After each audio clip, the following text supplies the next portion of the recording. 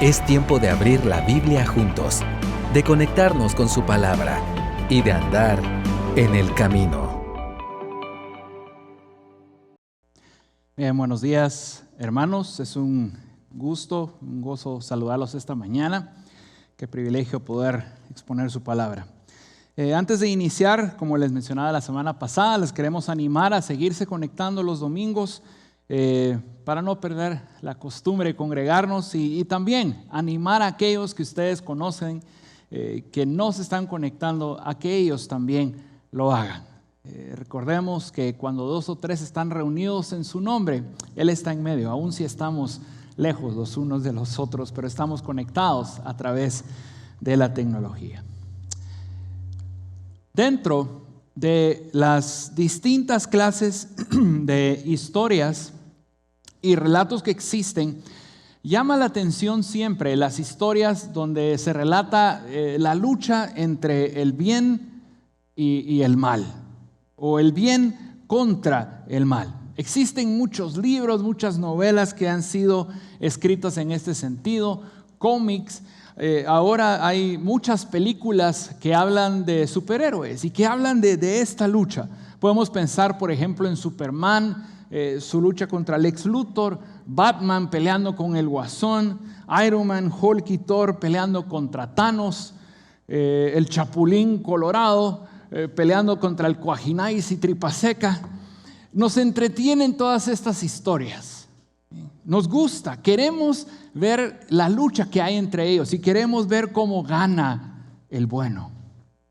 Ahora, existe una batalla entre el bien y el mal mucho más grande e importante que cualquier historia que podría escribir el ser humano. Es una batalla real, una batalla verdadera y que afecta a toda la humanidad.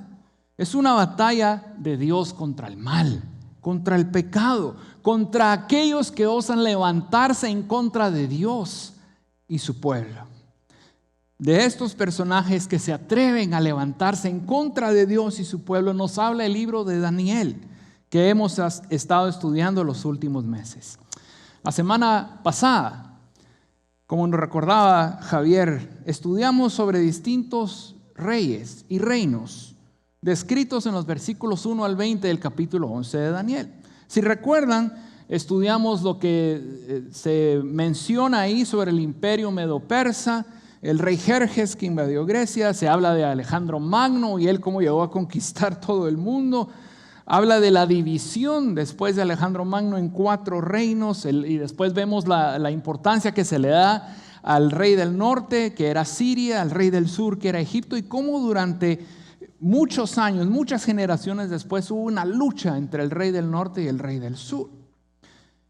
Ahora recordemos, como hacíamos la semana pasada, cuando nosotros estamos estudiando este libro de Daniel, tenemos que recordar que cuando fue escrito eran eventos hacia el futuro para Daniel. Para nosotros son eventos que ya sucedieron, es decir, son historia. Pero es realmente asombroso cómo lo predicho hacia el futuro de Daniel, nosotros vemos para atrás y vemos cómo se cumple a través de la historia. Ahora, a continuación, a partir del versículo 21, se habla acerca de Antíoco Epífanes. Es una porción que llega hasta el versículo 35, bastante extensa en comparación con los versículos destinados a todos los reyes anteriores que vimos la semana pasada. Dios da casi la misma cantidad de información acerca de este individuo que de todos los anteriores reyes juntos. La razón es por la influencia devastadora que tiene para con los judíos. Antíoco Epífanes es el cuerno pequeño del que habla el capítulo 8 de Daniel. Y es un presagio, un augurio, un anuncio del cuerno pequeño del capítulo 7 de Daniel, que es el anticristo que vendrá en los últimos tiempos. Es decir, el movimiento de este capítulo 11 de Daniel es hacia estos dos personajes significativos, pero terribles, enemigos de Dios y su pueblo, y que, como mencioné, afectan dramáticamente el destino de los judíos. Así que leamos a partir del versículo 21, donde se nos da la introducción al primer personaje terrible. Leo de la Nueva Biblia de las Américas. Dice, versículo 21, en su lugar se levantará un hombre despreciable, a quien no se le han otorgado los honores de la realeza. Vendrá cuando haya tranquilidad y se apoderará del reino con intrigas. Las fuerzas abrumadoras serán barridas ante él y destruidas, así como también el príncipe del pacto. Y después de que se haya hecho alianza con él, actuará con engaño y subirá y ganará poder con poca gente. Si recordamos lo que estudiamos el domingo anterior, el versículo 20 con el cual iniciamos la lectura y que leyó Javier, el rey Seleuco IV, en el versículo 20, fue envenenado y murió. En su lugar, entonces, a partir del versículo 21, vemos que entró a reinar Antíoco IV Epífanes, quien no era hijo del rey anterior, sino que más bien era su hermano menor. Ahora, su nombre era originalmente Antíoco IV, pero él mismo se agregó el nombre Epífanes a su nombre, dándose honra a sí mismo. Epífanes es una variación del término manifestación de Dios. Es decir, que él se estaba llamando a sí mismo Dios manifiesto. Lo irónico es que nadie de su propia gente confiaba en sus acciones, y entonces hicieron una variación de su nombre. En vez de llamarle Epífanes, le llamaban Epímanes, que significa hombre loco. La verdad lo describe muy bien. Ahora, a Antíoco Epífanes no le correspondía el trono, porque era hermano del rey asesinado del que hablamos en el versículo 20. Pero él persuadió a los líderes de Siria para que lo dejaran reinar. El heredero del trono, o el verdadero heredero del trono, llamado Demetrio, hijo del rey asesinado, había sido llevado cautivo a Roma. De esta forma se cumple lo que dice el versículo 21, que se apoderó del reino con intrigas, con maquinaciones. A partir del versículo 22 vemos las acciones y la forma de actuar de Antíoco Epífanes. Inicialmente fue exitoso en batalla contra los egipcios, a quienes se les describe que tenían fuerzas abrumadoras. El rey egipcio ahora era Ptolomeo VI, a quien Antíoco engañó y después derrotó. Ahora, la estrategia que siempre utilizaba Epífanes era de ofrecer amistad y alianza para después atacar a su víctima cuando estaba desprevenida. Se colocaba en una posición de ventaja para tomar a su víctima por sorpresa. El príncipe del pacto, al que hace referencia el versículo 22, fue el sumo sacerdote judío Onías III. Antíoco Epífanes obligó a Onías a ceder su cargo como sumo sacerdote. Y en el versículo 23 se hace referencia a la alianza que hizo Antíoco con Ptolomeo VI para ayudarlo a llegar a él al trono de Egipto en vez de un rival que tenía. Entonces vemos cómo este personaje, Antíoco Epífanes, era cosa seria desde un principio. Llegó al trono con astucia, con intrigas. Engañó a su aliado en Egipto, quitó al sumo sacerdote a su antojo, y con razón en el versículo 21 se le describe como alguien despreciable. Ahora, continuamos con el versículo 24 para ver qué más hizo. Dice, versículo 24, en un tiempo de tranquilidad entrará en los lugares más ricos de la provincia y logrará lo que nunca lograron sus padres, ni los padres de sus padres. Repartirá entre ellos despojos, botín y riquezas, y contra las fortalezas planeará sus intrigas, pero solo por un tiempo. Va a usar su fuerza y su corazón contra el rey del sur con un gran ejército. Y el rey del sur movilizará para la guerra un ejército muy grande y poderoso, pero no podrá resistir porque planearán intrigas contra él. Y los que comen de sus manjares lo destruirán. Su ejército será barrido y muchos caerán muertos. En cuanto a los dos reyes, en sus corazones tramarán el mal, y en la misma mesa se hablarán mentiras. Pero esto no tendrá éxito, porque el fin aún ha de venir en el tiempo señalado. Entonces volverá a su tierra con grandes riquezas, pero pondrá su corazón contra el pacto santo. Actuará contra éste y volverá a su tierra.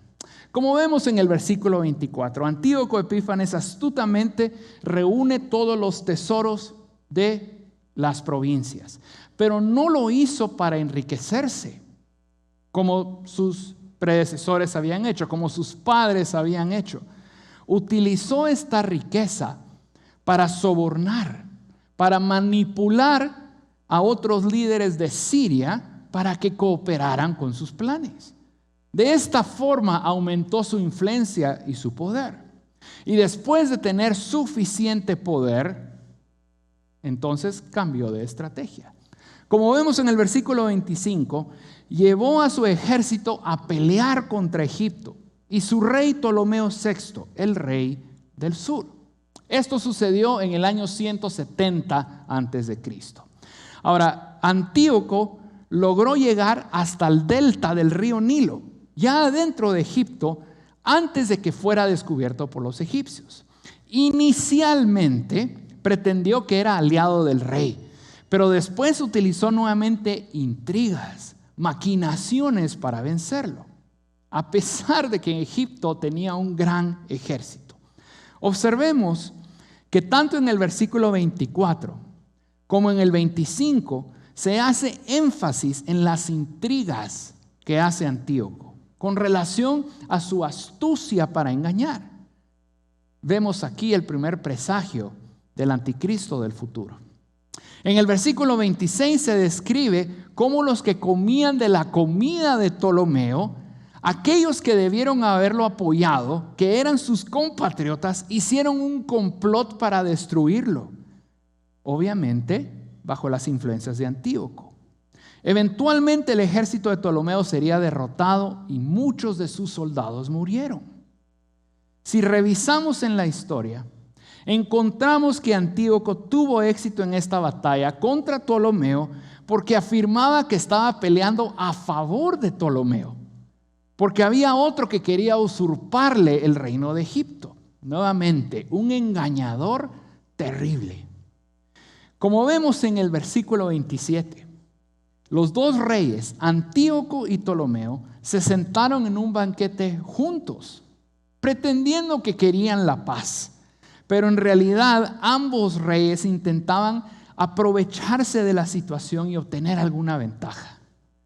En el versículo 28 se explica que como resultado de esta negociación de paz, Antíoco regresó a Siria con muchas riquezas.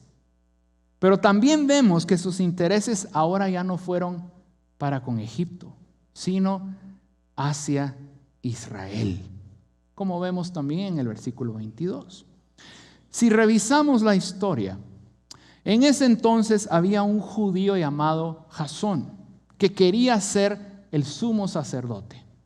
Conociendo la reputación de Antíoco Epífanes, Jasón le ofreció soborno para remover al sumo sacerdote de ese entonces, Onías III. Como era de esperarse, Antíoco accedió. Otro aspirante a ser sumo sacerdote, llamado Menelao, intentó la misma táctica contra Jasón, sobornar a Antíoco para que quitaran al otro y lo pusieran a él de sumo sacerdote. Y nuevamente, Antíoco cooperó para que lograra su cometido. Recordemos ese nombre, lo vamos a ver después, Menelao. Onías III, entonces el primer sacerdote que habían quitado y a quien los judíos respetaban, se opuso a estos cambios, se levantó en contra de Antíoco y perdió su vida. Jasón, el segundo que quitaron, intentó un golpe de estado creyendo un rumor que Antíoco había muerto. Y esto sucedió en el año 168 a.C. Y entonces, como el versículo 28 predice correctamente, Antíoco como venganza actuó en contra de Israel, invadiéndolo. Lo acompañó Menelao, el tercero que llegó, el segundo que había dado soborno para llegar como sumo sacerdote. Él iba con Antíoco, mató a 80,000 hombres y después regresó a Siria. A continuación, vemos un evento terrible en la historia de Israel, donde se pone en evidencia que Antíoco es enemigo de Dios y su pueblo.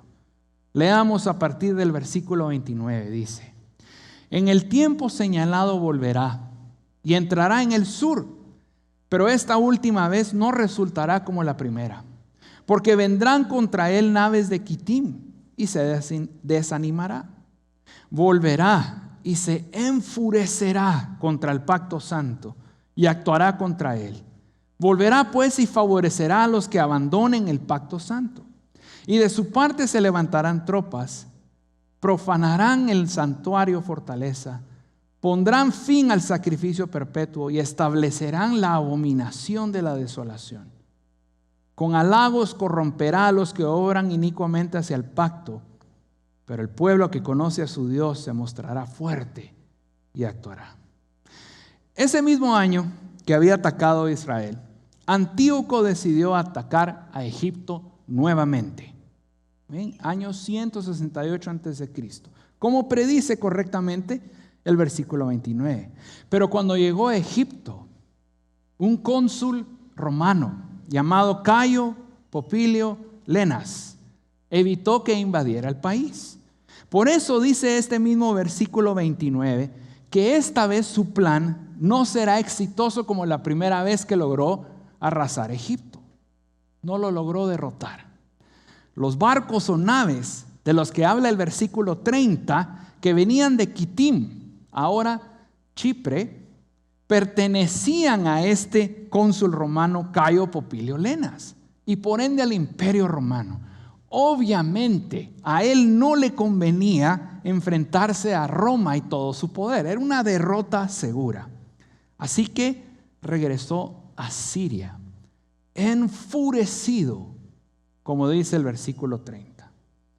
Y lo que hizo fue sacar toda su ira, todo su enojo en contra de Israel y Jerusalén en particular. Jerusalén era, como se describe en este versículo, donde se observaba el pacto santo. Lo primero que hizo fue favorecer a los judíos rebeldes, aquellos que habían abandonado la ley de Moisés. Menelao, ¿se recuerdan el nombre que les dije que teníamos que recordar? El tercer sumo sacerdote, el segundo que dio soborno para llegar al poder. Menelao y sus hombres, los hombres de Antíoco, Menelao y sus hombres, los hombres que estaban siguiendo a Menelao, prefirieron abandonar la ley mosaica y se hicieron aliados con Antíoco. Como encontramos en el versículo 31, Antíoco le ordenó a su general llamado Apolonio y un contingente de 22,000 soldados que entraran a Jerusalén en lo que él llamó una misión de paz. Pero una vez adentro de la ciudad, atacaron a los judíos en un sabbat, en un día de reposo, sabiendo que ese día los judíos no tendrían o no estarían dispuestos a defenderse por la fuerza. El general Apolonio mató a muchos judíos y se llevó a muchas mujeres y niños como esclavos. Ahora, el objetivo de Antíoco IV Epífanes era de exterminar a los judíos y de instalar la cultura helénica, la cultura griega en toda Palestina. Consecuentemente, les prohibió a los judíos que practicaran la ley de Moisés y todos los rituales que la ley exigía. Incluso quemó públicamente 2 copias de la ley. Como siguiente medida, colocó una imagen de Zeus, su dios griego, en el templo y le hizo un altar. Después sacrificó un cerdo en el templo, un animal impuro para los judíos y ordenó que los judíos sacrificaran la carne de este cerdo en el altar. Finalmente ordenó que todos los años los judíos sacrificaran a un cerdo en honor a Zeus en la fecha de su cumpleaños. Todo esto sucedió el 16 de diciembre del año 168 antes de Cristo. Los judíos llaman a todos estos actos que hizo Antíoco Epífanes como la abominación desoladora. Incluso en la Septuaginta así se le denomina, porque contaminó el altar, contaminó el templo e hizo que los sacrificios a Yahvé fueran imposibles por esa contaminación. Qué terrible, ¿no? Qué forma de actuar más deplorable la de este tipo. Cuando el Señor Jesucristo estaba explicando sobre las señales antes del fin que encontramos en Mateo capítulo 24, indicó que vendrá otra atrocidad similar en el futuro. Jesucristo llamó a esta atrocidad futura también abominación desoladora. Por lo tanto, las acciones de Antíoco son un anticipo de lo que vendrá a los judíos nuevamente en el futuro. Algunos interpretan que la destrucción del templo en el año 70 después de Cristo por los romanos cumple la predicción del Señor Jesús. Pero el general romano Tito no hizo todo lo que hizo Antíoco Epífanes. Y además, en el libro de Apocalipsis, que fue escrito después de la destrucción del templo, unos 20 años, un poco más de 20 años después, predice que vendrá un personaje que se comportará como Antíoco, pero en una escala más grande. Antíoco es el presagio, es el modelo. En la teología se llama el tipo del hombre de pecado que vendrá en el futuro, llamado el anticristo. Ahora, regresando a nuestro pasaje, en el versículo 32, vemos que Antíoco logró engañar a muchos judíos con su adulación, con sus promesas falsas. Incluso algunos llegaron a adorar a Zeus. Este insulto tremendo a la ley mosaica, a la ley de Dios, a Dios mismo, fue lo que llevó a muchos judíos a participar en la rebelión macabea. La rebelión fue iniciada por un sacerdote llamado Matatías y fue continuada por sus hijos, uno de ellos llamado Judas Macabeo. Judas Macabeo incluso llegó a matar en batalla al general de Antíoco que se llamaba Polonio. Esta rebelión, este movimiento nacionalista que eventualmente llegó a liberar a Israel del yugo de Antíoco, logró su independencia. La fiesta judía Hanukkah, que se da a fin de año, conmemora este hecho. Ahora, a partir del versículo 33, vemos que el pasaje ahora se enfoca en los judíos. Leamos lo que dice. Los entendidos entre el pueblo instruirán a muchos. Sin embargo, durante muchos días caerán a espada y a fuego, en cautiverio y despojo. Cuando caigan, recibirán poca ayuda y muchos se unirán a ellos hipócritamente. También algunos de los entendidos caerán a fin de ser refinados, purificados y emblanquecidos hasta el tiempo del fin. Porque aún está por venir el tiempo señalado. Ahora, las persecuciones de Antíoco, todas las acciones de Antíoco causaron que el movimiento ortodoxo religioso en Israel se fortaleciera. El movimiento ortodoxo religioso judío predicaba la estricta obediencia a la ley de Moisés y las tradiciones judías. De este movimiento es donde surgieron los fariseos y los saduceos, que estaban muy activos en la época de Jesús. También de este movimiento surgieron los esenios, que vivían en Qumrán, que fueron los autores y los que también escondieron en vasijas los famosos rollos del Mar Muerto. Antíoco quiso vengarse de los judíos y su rebelión. Y como dice el versículo 33, mató a muchos. Pero Antíoco murió al poco tiempo, víctima de la locura y de enfermedad. Como predice el versículo 34, después de la victoria de los macabeos, muchos judíos helenistas, aquellos influenciados por la cultura griega, se unieron al movimiento religioso judío hipócritamente. Pero muchos de estos hipócritas fueron ejecutados por sus compatriotas, por aquellos que querían pureza religiosa en Israel. Y como observamos en el versículo 35, la persecución terminaría y vendría después la purificación de los judíos de la influencia griega. Pero no es una purificación completa, porque como dice el mismo versículo 35, aún hace falta el fin. Ahora, la mención que hace el versículo 35, que el tiempo señalado aún está por venir, prepara la revelación que viene a continuación. Se trata de eventos que no tienen cumplimiento aún en la historia. Es decir, se trata de eventos futuros. Y quisiera hacer dos observaciones. En primer lugar, si ustedes recuerdan, la semana pasada y al inicio del día de hoy, hablamos que todos los sucesos que se predicen de los versículos 1 al 35 son futuro para Daniel, pero historia para nosotros. Es decir, podemos revisar en la historia y cómo se cumplió en el pasado lo que dicen estos versículos. Pero ahora, a partir del versículo 36, es futuro para Daniel, pero futuro también para nosotros.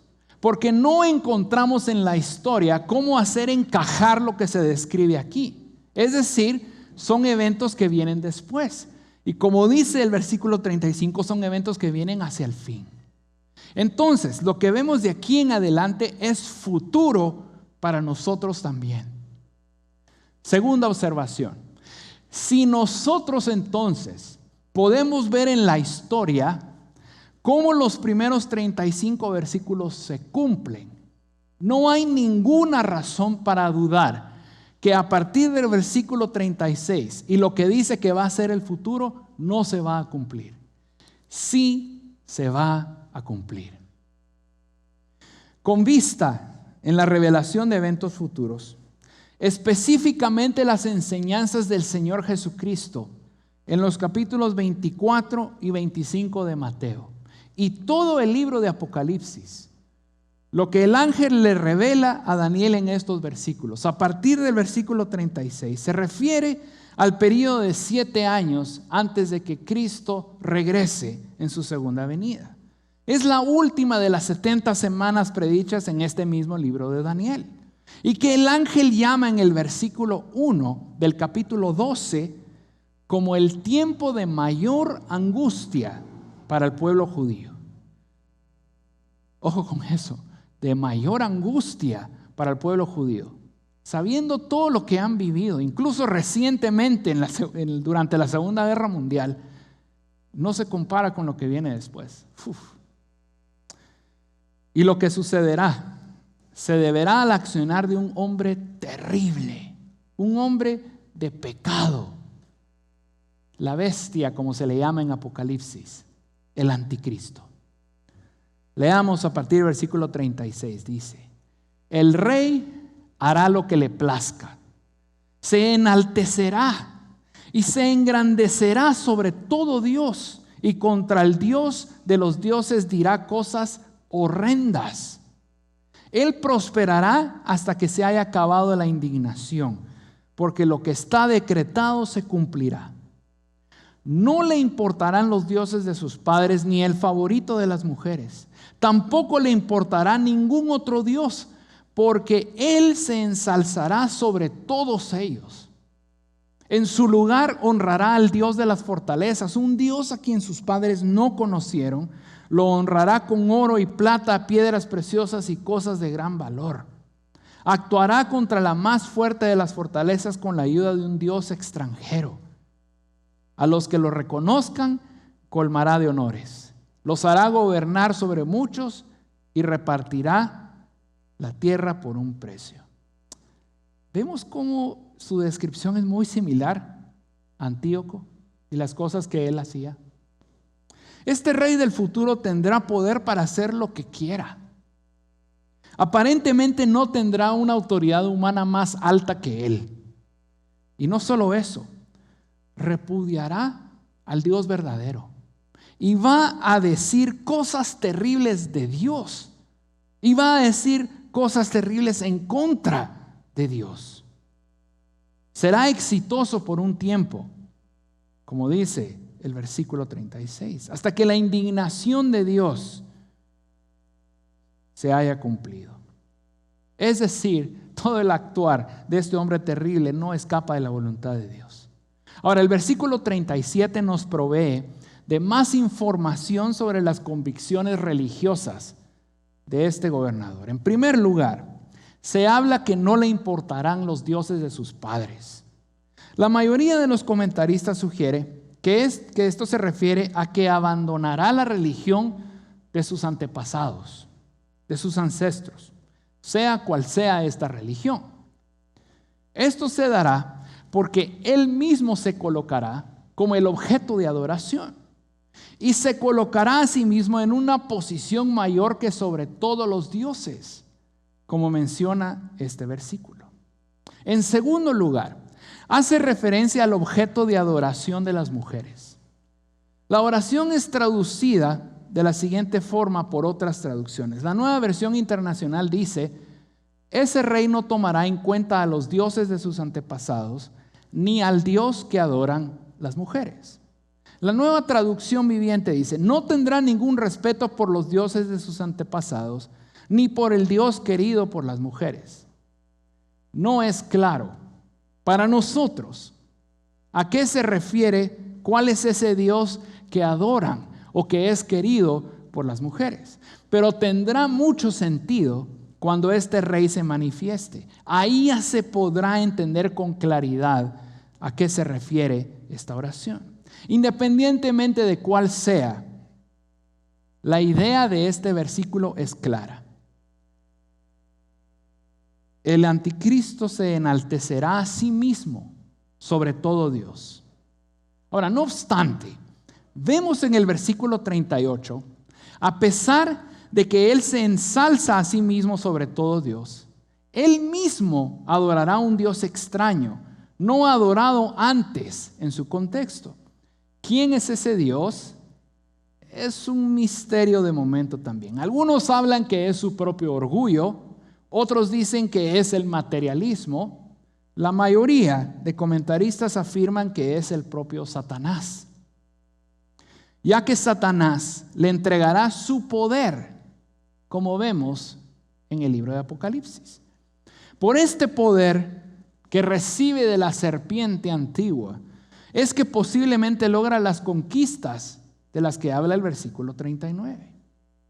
Y podemos ver también, al igual que Antíoco Epífanes, que premiará a aquellos que le apoyan, dándoles honor, poder, posesiones territoriales a cambio de dinero. Y a partir del versículo 40 continúa la descripción de este hombre de pecado. Dice, versículo 40, y al tiempo del fin, el rey del sur se enfrentará con él, y el rey del norte lo atacará con carros, jinetes y con numerosas naves. Entrará en sus tierras, las invadirá y pasará. También entrará a la tierra hermosa, y muchos países caerán. Pero estos serán librados de su mano: Edom, Moab y lo más selecto de los amonitas.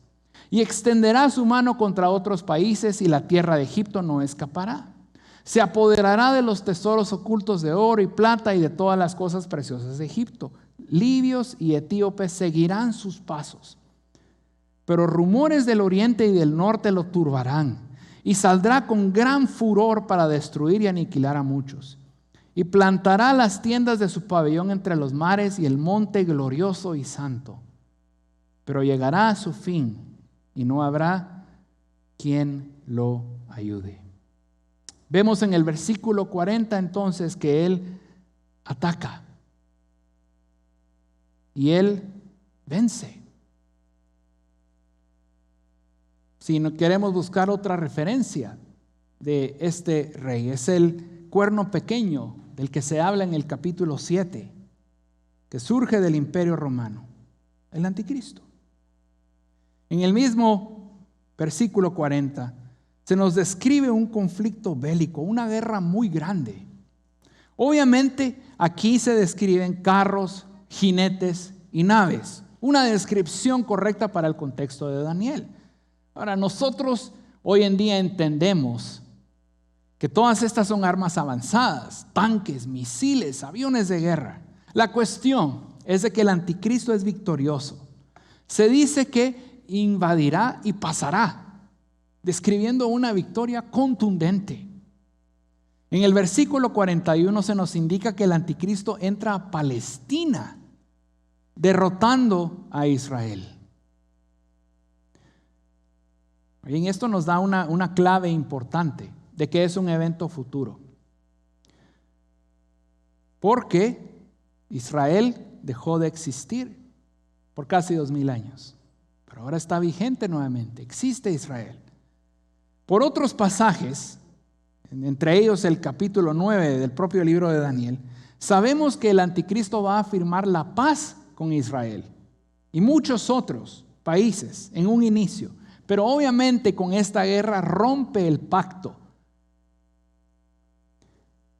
Los comentaristas afirman que es en este momento, cuando entra a Israel, que realiza la abominación desoladora que se predice en el libro de Apocalipsis. Y por eso en el capítulo 9 se le refiere a él como el desolador. También invade a muchos países y estos caerán. Y se menciona que Edom, Moab y Amón serán librados. Estos territorios ahora es Jordania hoy en día. En los versículos 42 y 43 hablan que el anticristo atacará a otros países, particularmente Egipto. Este caerá bajo su control y tomará sus tesoros. Libia y Etiopía, también estarán bajo su dominio. En los versículos siguientes, entonces, pasa a otra guerra. Pero si entonces nosotros analizamos hasta el versículo 43, ha sido victorioso. Para los que puedan observar esto en el futuro, cuando se dé, van a poder seguir los pasos de lo que hace el anticristo. Y van a ver cómo se va cumpliendo. Terrible.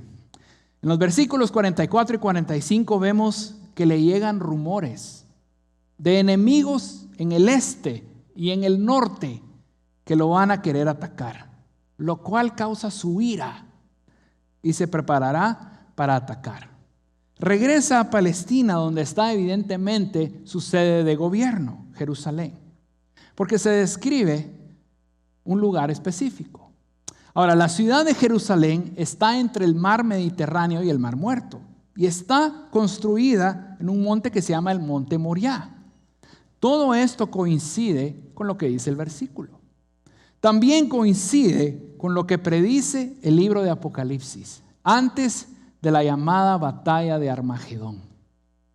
Y es aquí donde finalmente este hombre terrible, despreciable, lleno de pecado, es derrotado. Como dice el versículo 45, llega a su fin y no hay quien lo ayude. Vemos finalmente la victoria del bien sobre el mal, lo que tanto se ha esperado, lo que esperamos ver un día a todos aquellos que tenemos fe en Dios y su Hijo Jesucristo. Ahora, al principio, si ustedes recuerdan, yo hablaba de la lucha entre el bien y el mal, de los superhéroes y ver cómo se libra esa batalla contra el mal. Y la verdad nos gusta ver cómo ganan. Nos gusta ver cómo Superman derrota al Lex Luthor, cómo Batman le gana al Guasón, cómo en la batalla épica del Chapulín Colorado logra derrotar al Coajinais. Queremos ver cómo gana el bueno. No podemos concluir nuestro relato aquí sin ver cómo es esa victoria del bien. Busquemos en nuestras Biblias Apocalipsis capítulo 19. El último libro de la Biblia, Apocalipsis capítulo 19. Aquí encontramos descrita la victoria de Jesucristo, nuestro Rey y Señor, sobre este hombre terrible y sobre la maldad del mundo. Apocalipsis 19, a partir del versículo 11, dice: vi el cielo abierto y apareció un caballo blanco.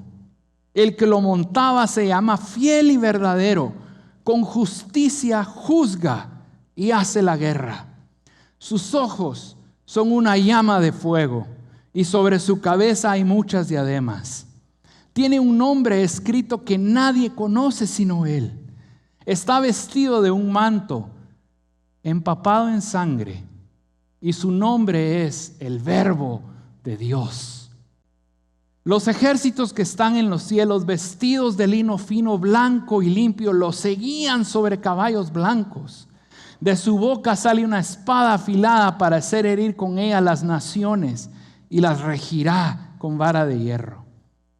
Él mismo pisa el lagar del vino del furor de la ira del Dios Todopoderoso. En su manto y en su muslo tiene un nombre escrito: Rey de Reyes y Señor de señores. Y vi un ángel que estaba de pie en el sol.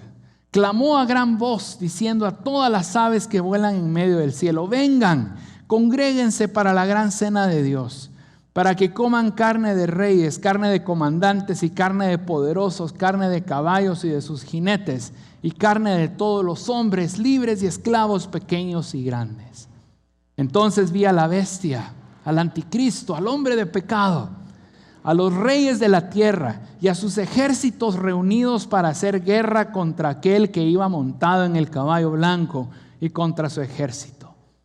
Y la bestia fue apresada, junto con el falso profeta que hacía señales en su presencia, con las cuales engañaba a los que habían recibido la marca de la bestia y a los que adoraban su imagen. Los dos fueron arrojados vivos al lago de fuego que arde con azufre.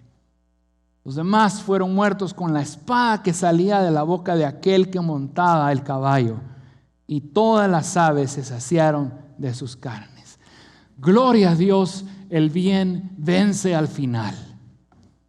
Nuestro Señor, como mismo aquí se describe, Rey de reyes y Señor de señores, Él va a triunfar sobre el pecado, sobre el hombre del pecado, sobre toda la maldad. Él va a reinar. Él es victorioso. De Él es la victoria. Amén. Vivimos en un mundo terrible. Vivimos en un mundo lleno de pecado. Es fácil ver cómo un hombre de pecado puede llegar a tener tanto poder en nuestros días. Pero no nos aflijamos. Todo está escrito en su palabra. Todo está predicho en la Biblia. Nada escapa de la voluntad de Dios. Y la victoria es de Dios al final. El bien triunfa. Jesucristo triunfa. Oremos. Amado Padre Celestial, te alabamos porque tú eres un Dios soberano. Eres un Dios poderoso. Eres un Dios grande, vencedor, que triunfa sobre el mal, que triunfa sobre la maldad, que triunfa sobre el pecado. Te damos gracias por tu palabra, porque ahí encontramos la seguridad que todo está bajo control. Aún si hay hombres pecadores, aún si se da tanto pecado entre la humanidad, tu bien, el bien vencerá, será victorioso.